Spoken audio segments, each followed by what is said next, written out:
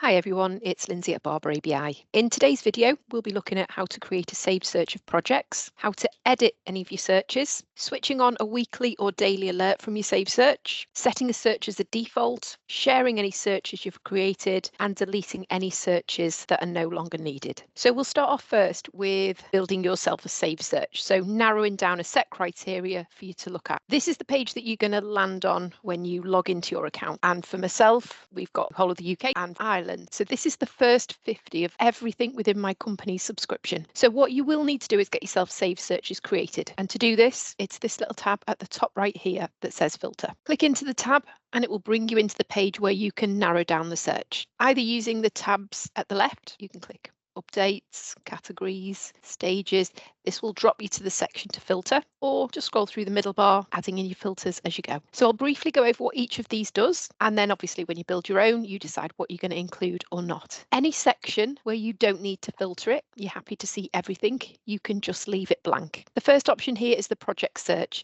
This will allow you to put a keyword into your search. This will cut down the number of projects you see. If you put a keyword in such as cinema, data center, it will bring you back a list of projects, only projects that contain that keyword. And you can use multiple keywords in there. So if I put a keyword, I wanted only projects with a keyword of cinema in, you can change it from a fuzzy to an exact search. That is going to put a keyword into that saved search. Most general searches, you probably won't have a keyword in, you'll leave it blank. So for this search, I'm going to leave it blank. Next section is the updated. Currently, this is switched off, so I'm seeing all of my updates. So I'm going to see projects whether they were updated a day ago with new information, a week ago, a year ago, up to 5 years ago. You can narrow this down by switching it on, selecting to only see updated new projects, and then move the slider according to how much back data you want to see. I'm going to leave this just on only projects that have been new or updated in the last month, but move that slider if you want to see 3 months, 6 months worth of updated projects. So I can see at the bottom straight away, just in the last month, there's nearly 15,000 projects. So you have to be mindful of that amount of projects that you're going to see coming through as well, and make sure it's going to be manageable for you.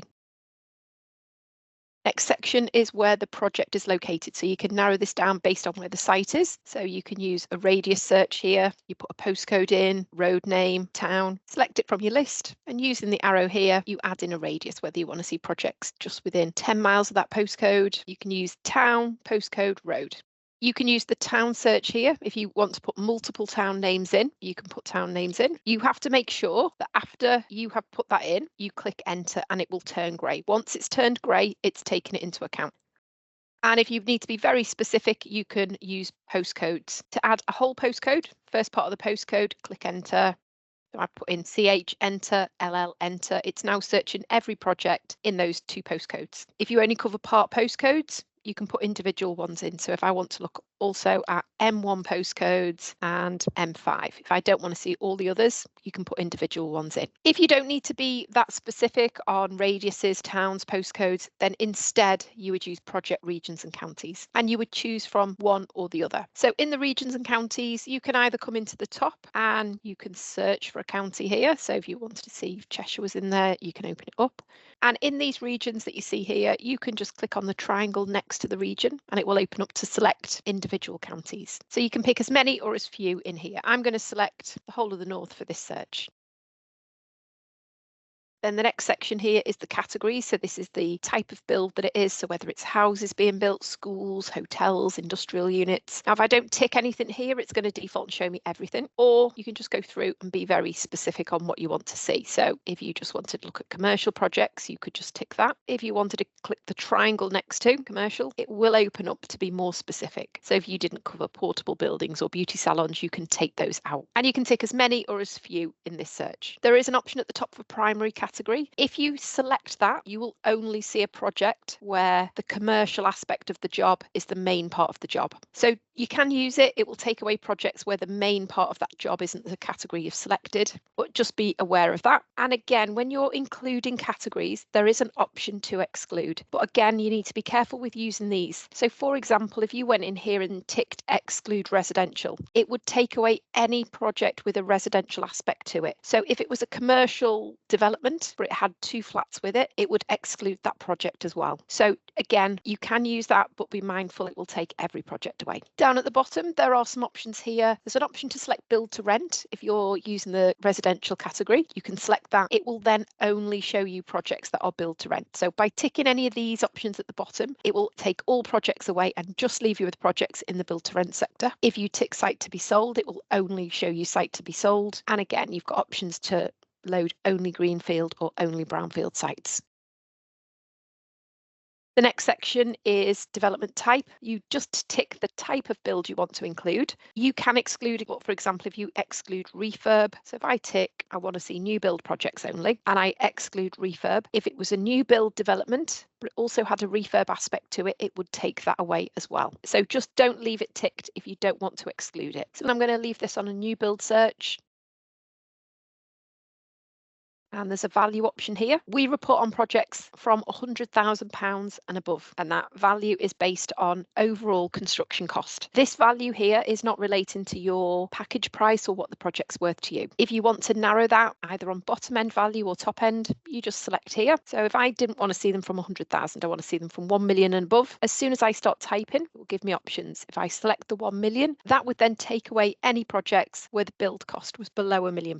And the same with the top end value. You can do that there as well. I'm just going to leave that off and look at everything from 100,000. There's an option for framework here, so you could go in and look for very specific framework agreements. So if you knew it was one of the AMP Water Board frameworks or it was a particular healthcare framework, you can go in, you can put the framework name below, the framework will load, you can select the framework name, and it will then take away every project and just leave you with the 2, 3, 4 projects that are within the framework. So this would be something you would tend to do as a secondary search rather than within a filtered search. So I'm going to leave this blank for this general search.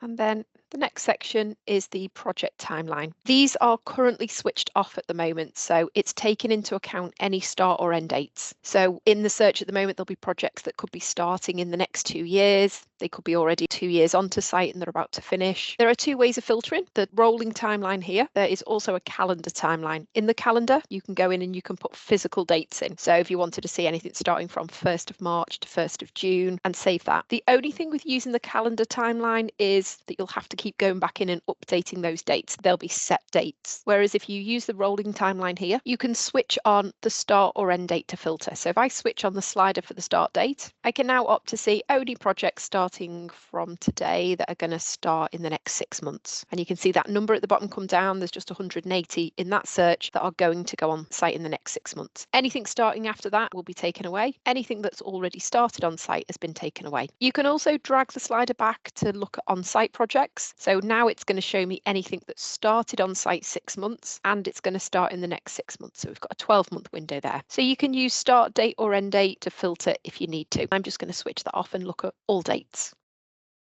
And then you're going to move on to the stages of the project. So this is the stage that we're currently reporting the project. Starting at the top, you're starting off with all your planning stages. So there's a fast plan stage. This is the earliest that you're ever going to see a project. Our platform is the only place that you will see projects this early.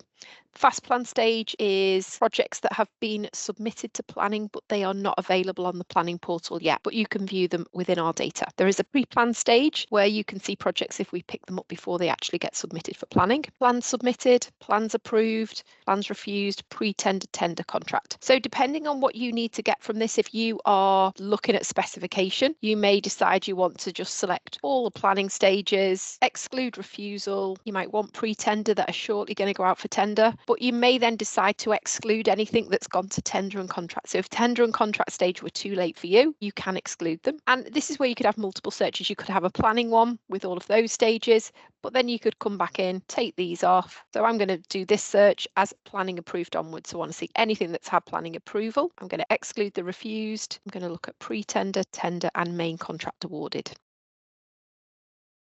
There's also a build phase option here as well. If you're not using a start date or an end date, you could use the phase here instead. You could switch it on and you could move the slider accordingly. So if I wanted to see not started projects in those searches, there's 167. If I want to move it the other way and just look at projects that are currently on site, it will just show you those. So again, if you don't need to use any of these filters, you just leave it switched off. So I'm going to switch that off.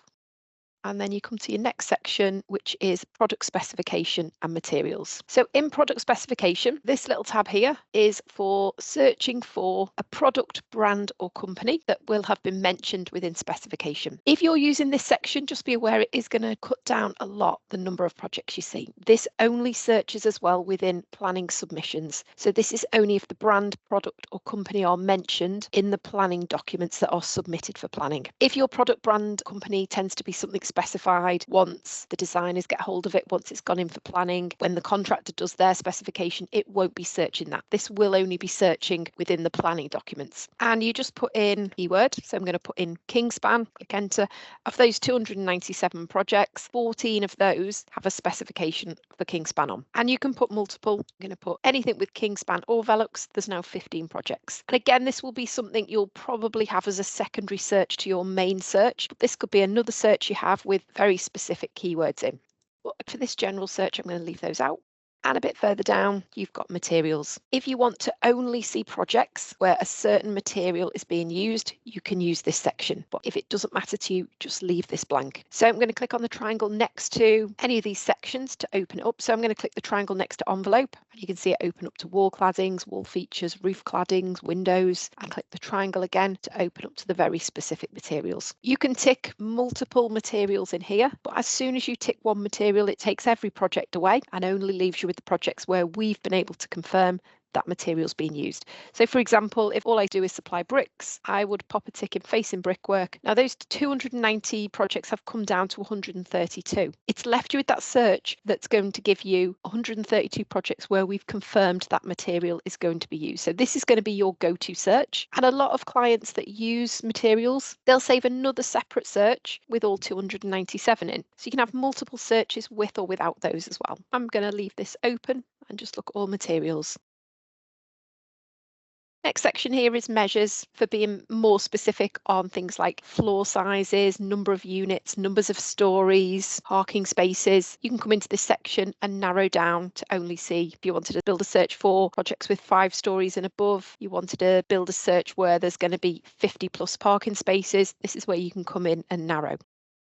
Next section is the roles. So when you're building a project list, you can use this, but you don't have to. What the roles does is you will be able to only see projects where a certain role is going to be added. If it doesn't matter and you will always have a role on there that you could speak to, then leave this blank. But if you were to say, unless a project has an architect on, then I don't want to see it. You could come in here and you could tick architect, and it's taken away any projects where it doesn't have an architect assigned. So if you want to use that, you can, but just be aware if you tick that role, it will take away projects that don't have one or other of those roles on. And if you want as well with those roles, if you specify, for example, an architect, so if you only wanted to see projects with an architect on, you could use company location as well to say, and I only want an architect that's based in the north as well. But if it doesn't matter where the company is based and you work solely on the site, then you don't need to select this.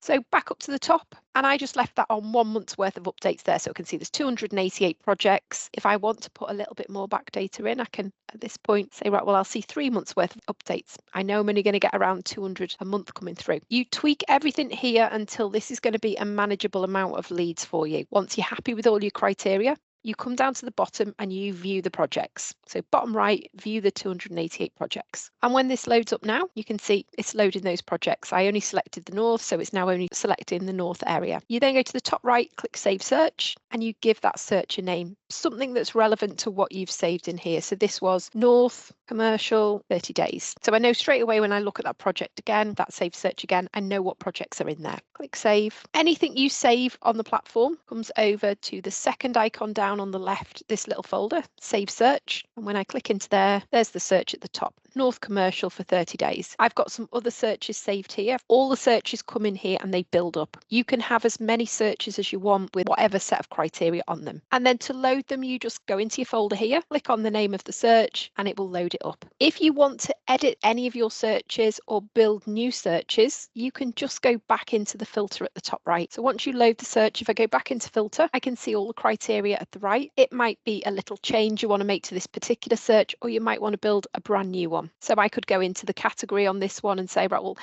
want the exact same one, but this time I don't want commercial jobs. I want to build this for industrial projects. And timeline, I want them to be starting in the next 6 months. So at the bottom, it's now matching 95 projects. And if I view those, it will load the projects matching this set of criteria. And if I want to keep this, I go to the save at the top. If it was just a change to North Commercial, I keep the name exactly as it is and click save, and it will overwrite it. If it's a new search, which this one is, you need to give it a new name. So this one is going to be North Industrial starting in the next 6 months, and it's got 30 days of updates in it. And when I now click save, over here, second icon down, there it is again, North Industrial starting next 6 months, and it's kept the original North Commercial search there as well. So that's how you build up your searches. You have one base selection with everything that's of interest, and then you can build others off the back of it. They'll all come into this page, they'll all update every day. You'll never need to build them again. They'll just keep populating each day with new projects matching. When you come into your Save Search folder here, every search that you build at the right will have its own set of actions as well. So you can see each search has these icons. The first is a little clock where you can switch on a once daily